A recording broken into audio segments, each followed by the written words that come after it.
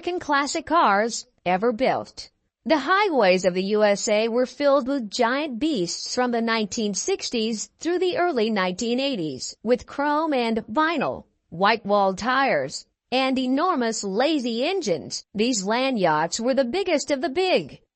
The first vehicle on our list is Dodge's short-lived Custom 880. Even though it was a large vehicle by modern standards, the era of the land yachts was one where size really mattered. As a result of increased competition from Chevrolet, Dodge created its own Chrysler Newport model. The 361 cubic inch 265 horsepower V8 engine was standard, while the 383 305 horsepower V8 was optional. It wasn't enough, and the 880 sank by 1965. It comes in at 214.8 inches. Next up is the 1975 Dodge Charger SE. When people hear the name Charger, they automatically think of muscle cars. Despite its iconic status in the horsepower wars, the coupe was in decline by 1975. Although it had lush 24-ounce shag pile carpeting inside, its square exterior styling made it difficult for NASCAR teams to use on the track. Only 31,000 were sold in 1975, and it comes in at 216 inches. Next is the 1970 Ford LTD. The Ford LTD and its Mercury sisters sold 7.75 million units between 1969 and 1978. During its lifetime, it was the biggest car offered by the Blue Oval. 1970 styling featured a grille inspired by the Thunderbird paired with hidden headlights. Engine options ranged from a big 302 cubic inch V8 to a really large 429. The 1970 Ford LTD was 216.1 inches long. Next is the 1971 Buick Riviera. With its bold, large design, the third-generation Buick Riviera was launched in 1971.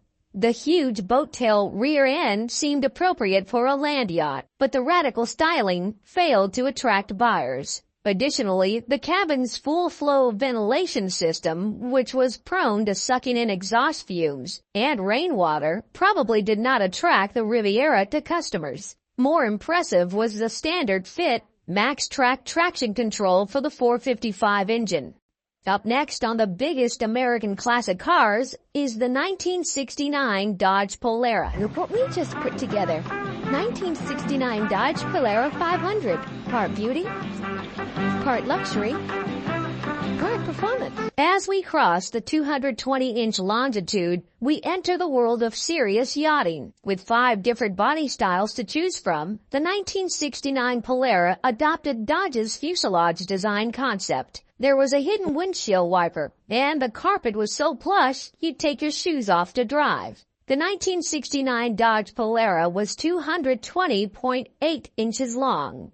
Next is a 1973 Chevrolet Impala Custom Coupe. In 1973, Chevrolet's marketing pitch sounded more like a campaign speech than a way to sell cars, building a better way to see America. What's better than seeing it from the vinyl and wood grain interior of your Impala? Taking you across the country was a standard 145 horsepower, 350 cubic inch V8. The 1973 Chevrolet Impala Custom Coupe was 221.9 inches long.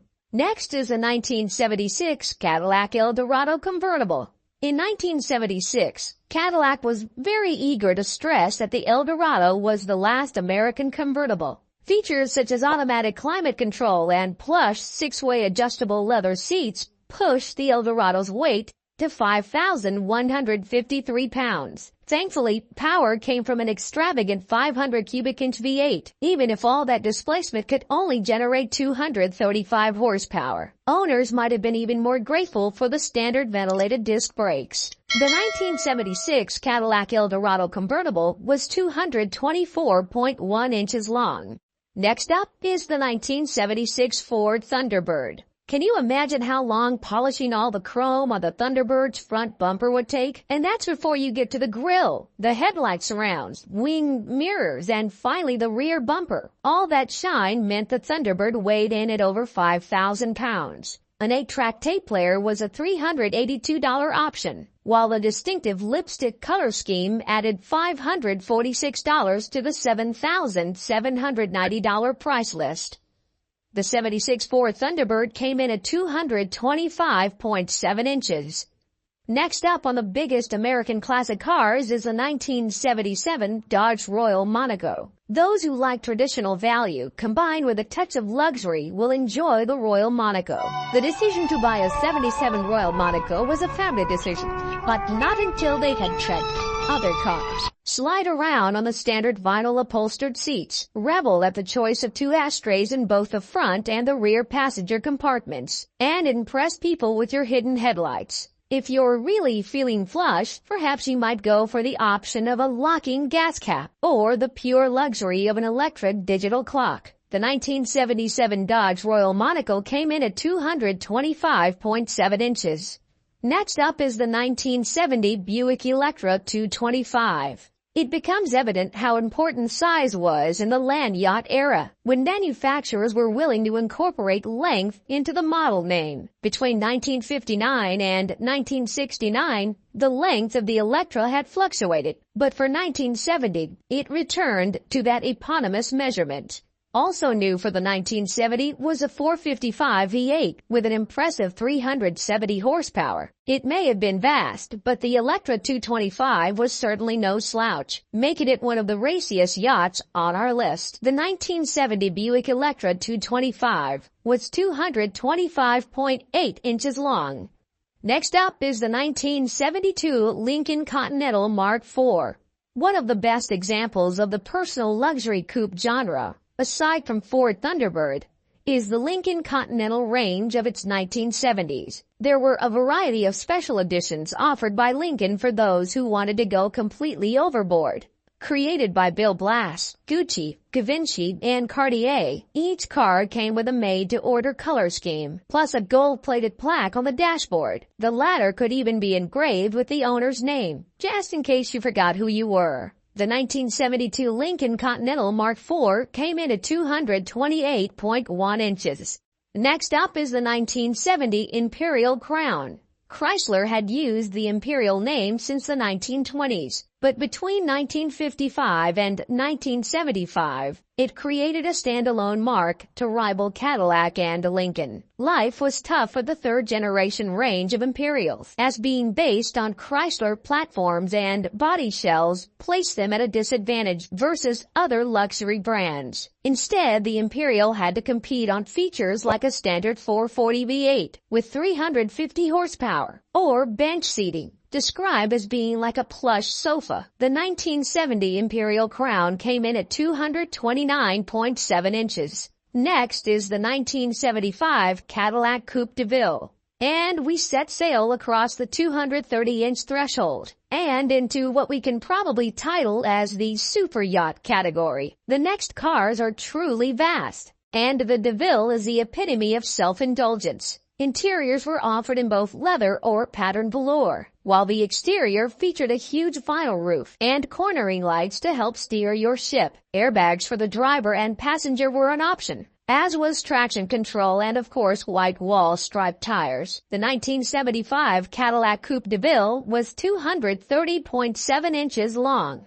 Next is the 1978 Chrysler New Yorker Brougham. By the late 1970s, land yachts like the New Yorker were bigger than disco music. But 1978 would be the final year of the Chrysler C-body platform that saw service in many of the full-size machines on our list. A 400 cubic inch V8 came as standard, unless you happen to live in California, where the smaller and cleaner 360 was mandatory. On the options list was an AM/FM stereo with a search function operated by a foot switch and even a CB radio. The 1978 Chrysler New Yorker Brougham came in at 231 inches.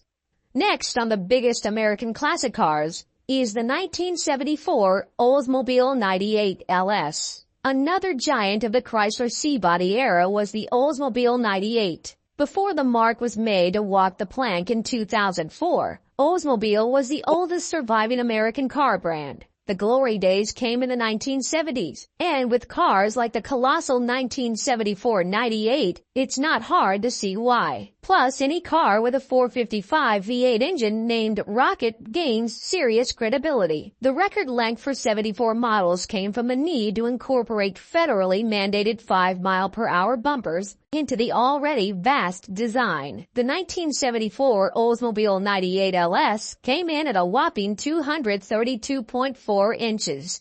Next is the 1979 Lincoln Continental Town Car. If you thought the Mark IV Continental was huge, we'll need to get a bigger boat to fit the town car. With almost a further 5 inches in length, this town car was even more luxurious and extravagant. For true glitz, buyers could opt for the Collector Series. A crystal-like hood ornament and acres of padded vinyl proved you were ready to celebrate the final year before downsizing would claim another victim. The 1979 Lincoln Continental Town Car came in at 233 inches.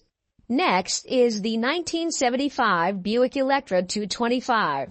By 1975, the Electra had grown to become one of the biggest monsters on the turnpike, as it had expanded from the original 225 inches. According to Buick, the 225 was for those who wanted to drive a luxury car without being pompous. Although the promotional photo taken outside a sprawling mansion somewhat begs to differ. While interior options included plush patterned velour upholstery, sadly the steadfast 455 V8 was now smothered by emissions and fuel-saving changes, producing 205 horsepower. The 1975 Buick Electra 225 was 233.7 inches long.